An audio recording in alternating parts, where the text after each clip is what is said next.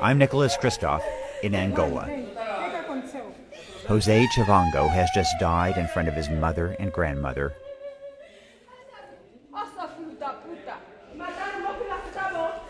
A foreign doctor tries to revive Jose, but it's too late. Nurses are helpless. You're seeing cases like this all the time. What do you feel when you have these kids dying unnecessarily? Estagnada, não consigo fazer nada, mas eu sinto pela criança que está aí. O hospital às vezes não tem essas coisas. Não sei. 16,000 children die every day worldwide, and most cases are preventable. Nowhere is it worse than Angola.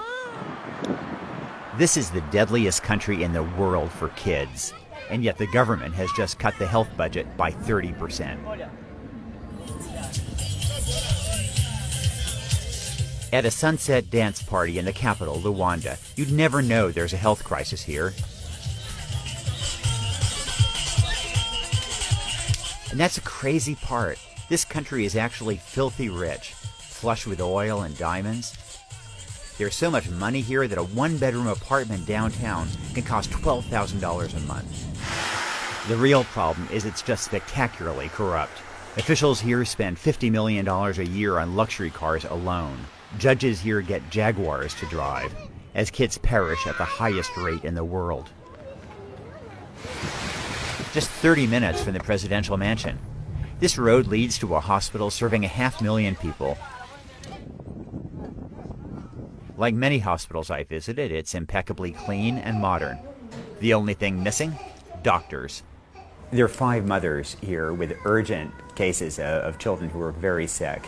4 of the 5 have already lost other children. Almost all the cases here are preventable. No detectable hemoglobin? Wow. And the staff was clueless. I was shocked that this nurse didn't know that Marcelina's reddish hair is an obvious sign of malnutrition. She's malnourished, right? Não tem malnutrição, mas é só a malária mesmo que ela tem. O cabelo dele é sempre mesmo vermelho, não é isso? O cabelo dela só começou a ficar roxo quando ela também tinha problema de inflamar o corpo, barriga. É malnutrição. Here's my diagnosis. It's easier for officials to steal money by commissioning a big, expensive hospital. Training staff, on the other hand, doesn't offer that kind of payday.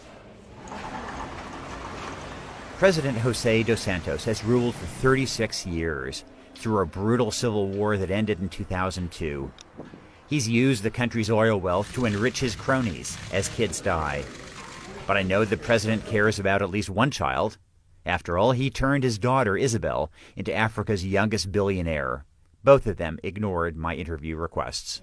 But if you want the government's perspective on how things are going here, look at this poster. It's a warning about junk food on the walls of many public hospitals, and it's hanging above kids dying of malnutrition. Angola, rich oil country, diamonds?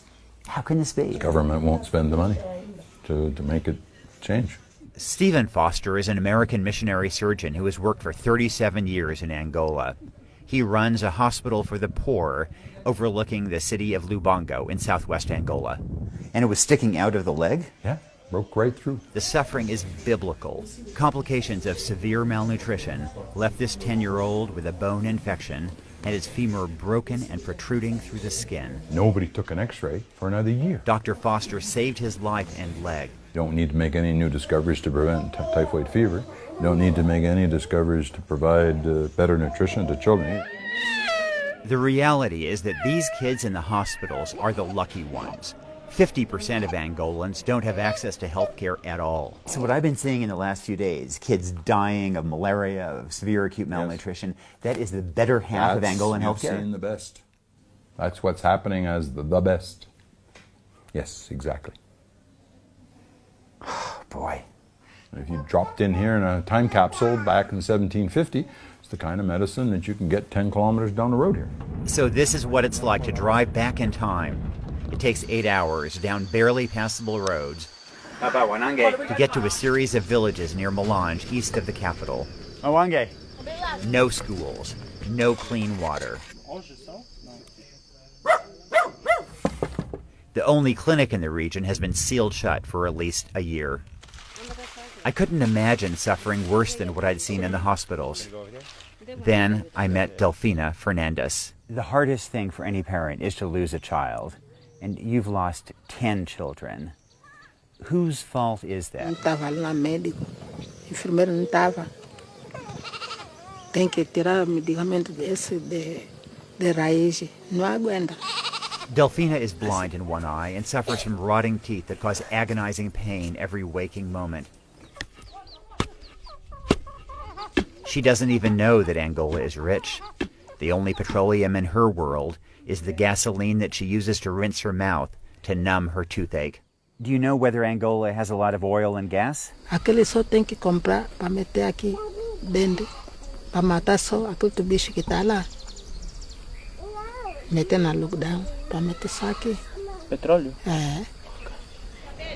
The one thing the Angolan government does offer is free family planning. Let's go inside and see what we find. This clinic in Lubango is packed with women who would love to get birth control. Are these available right now or not? Não, mandamos comprar, não está disponível, não temos. The nurse admitted that the shortage is a nationwide problem. She blamed it on the falling price of oil. But the country is still rich enough to build skyscrapers in Luanda, but not quite rich enough to provide injectables for these women at $15 a person. I know that aid programs give free medicine to Angola, so if the medicine isn't in hospitals, where is it? Do you have anti-malarials? So it says not for retail sale. We contacted the manufacturer, Novartis, and it confirmed that the drug was indeed a donation. So are there many doctors and nurses who sell medicines that they have on the black market?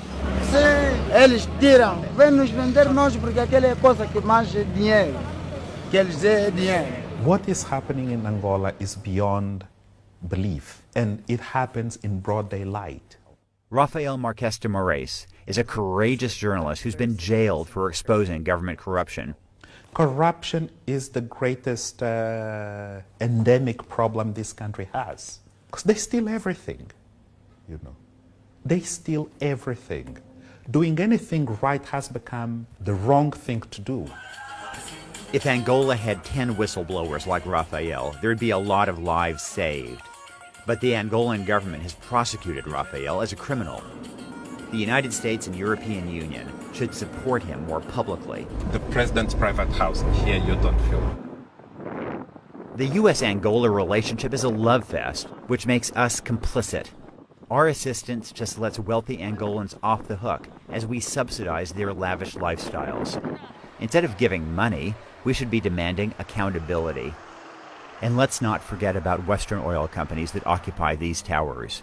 They too have blood on their hands for facilitating this corruption, and thus the deaths of children like Denise. The 11-month-old girl just died of malaria, even after her parents, Celia and Armando Matuba, bribed doctors at a hospital to get her better care. The family let us watch at the morgue as they washed and dressed tiny baby Denise. It's almost impossible to understand that she's dead. This year, world leaders are developing a 15-year battle plan to eliminate extreme poverty. Angola is a reminder that we can save children's lives not just with medicine and clean water, but also by battling corruption and our own complicity in it. Essa criança, nenhum mal ela cometeu.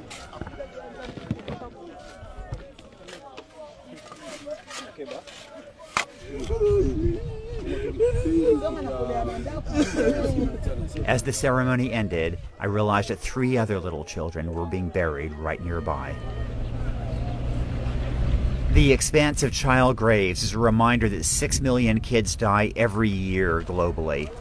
Nearly all those deaths are preventable, if there's a will.